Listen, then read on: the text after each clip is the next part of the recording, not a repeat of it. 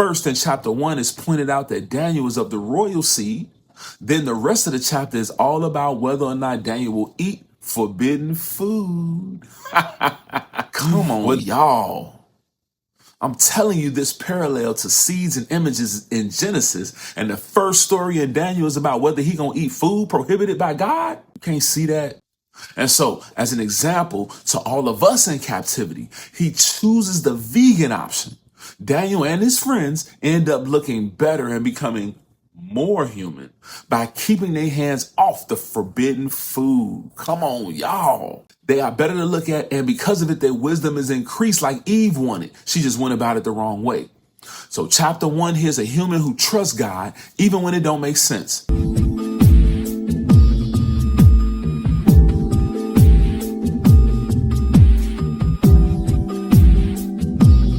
Good evening. Happy after the Sabbath day. Shalom, shalom. Welcome back. Study the Bible, not the sermon TV. This is Mehelat, the slow Genesis walkthrough, and I am Brother Nicodemus O. Smith. That's O. Not N. Spend a lot. I'm from Shy, no relation. But if this is your first time here, welcome to where we have come to understand strange Bible stories. And if you move by something you see, hear, or read while you're here, please smash that like button, hit subscribe, and then slide on our notifications bell.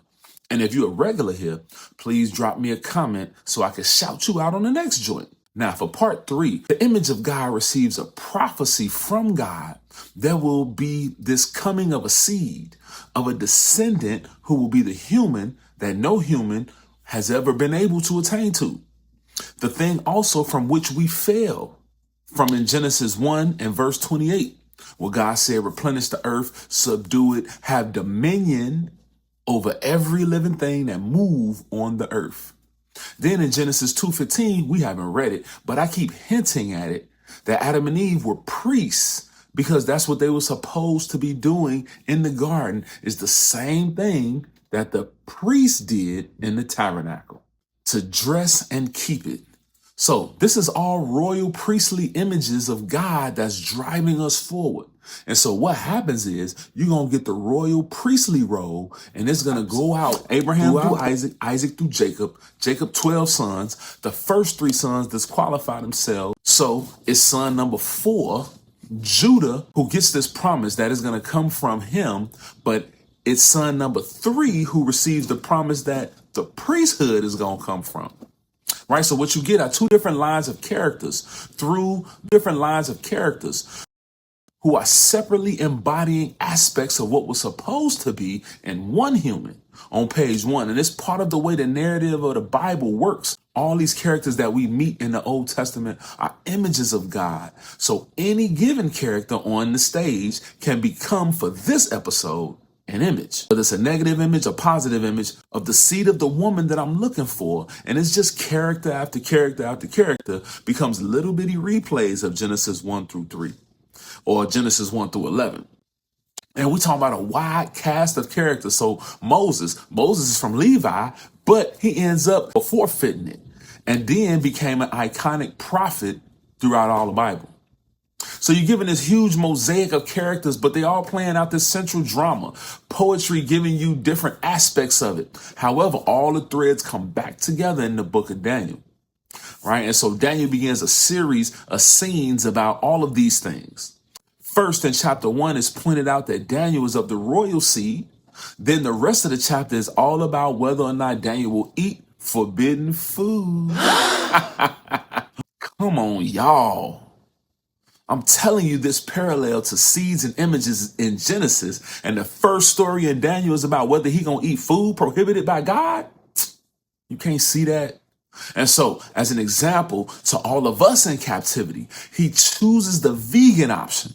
Daniel and his friends end up looking better and becoming more human by keeping their hands off the forbidden food. Come on, y'all. They are better to look at, and because of it, their wisdom is increased like Eve wanted. She just went about it the wrong way. So chapter 1, here's a human who trusts God, even when it don't make sense. The book continues to unfold with 6 more episodes, and they are all in like mirror symmetries of each other. Right? What do I mean? Chapter 2 matches chapter 7. Chapter 3 matches chapter 6. And chapter 4 matches chapter 5. Similar to how I showed in Leviticus a couple years ago on the Wake Up Show. It does this same thing across 27 chapters. But in Daniel, chapter 2, verse 31, what does the king see? A great image, right? Like the humans in Genesis was an image. Okay. And what does the image represent? Kingdoms, ruling kingdom empires, and they all corrupt. And so the conclusion of the dream is that it's this huge rock type meteorite comes from heaven, smashes the image and crumbles it. And Daniel says, Nebuchadnezzar, you are the head of gold. You are the head of the image whose head is at the highest point. Just like in Genesis at the Tower of Babel, what they say, let us make a tower whose top or head reaches into the heavens. It's close enough in English, but in Hebrew, it's the same word. Just saying. Then in chapter 2, verse 46, Nebuchadnezzar falls on his face and worshiped Daniel and commanded that a grain offering be made, and they offered incense. All right. So the king of the nations bows down and worships the royal seed.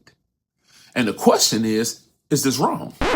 I mean, I'm just saying the royal seed brings God's wisdom to bear on his rule, and his response is to fall down to the image of God. Okay. The Bible don't ever say it's wrong, by the way. Just saying. In chapter 3, apparently the king was so inspired by Daniel's understanding and himself being the head of gold that Nebuchadnezzar decides, you know what I'm going to do? I'm going to make a huge statue, an image, like I'm a giant, and everybody going to bow down, except there's these 3 of the royal seed who won't bow down to the image, like an inversion of Daniel chapter 2 that we just got through going through. And so they tossed into the fire, and then they delivered through the fire, and then elevated by the king. Okay, chapter 4, it's another dream. And part of the interpretation in verse 27 was a warning. If you don't show mercy on the widows in your land and humble yourself, it's up for you. Your tree getting chopped down, and you're going to be banished to the wilderness, and you're going to become a beast. And you'll have the same diet that the animals have. Not the animals today, the animals from Genesis chapter 1. Come on, y'all. And then so what? So chapter 5 is about his son, Belteshazzar, who Daniel also tells to humble yourself from verse 23 on. And then he won't. So he get assassinated instead. Sorry, that's not funny. Then in the next story of chapter 6, the king of Persia makes a law that everyone must pray to him as to a god. Daniel won't do it. He thrown to the beast. God delivers him from the beast. He exalts it and becomes a high ruler. So this whole book of Daniel is a meditation on distorted human images and what humans become when they don't acknowledge any power or wisdom higher than themselves. They become animals or beasts. Blessed be the name of the Lord, that God is at work in Babylon to elevate the true royal seed still. And I think I'm going to pause it here, cliffhanger style. From the first chapters of Genesis, we introduced the images and what they're for and what they're supposed to do. Likewise, we see the first 6 chapters of Daniel are a meditation on distorted human images. Ultimately, if you aren't living up to the expectations of Genesis chapter 1 images, we ultimately become animals. Check back for chapter 7 next week and how it all ties all of this image of God talk together with Jesus and his trial with the Pharisees.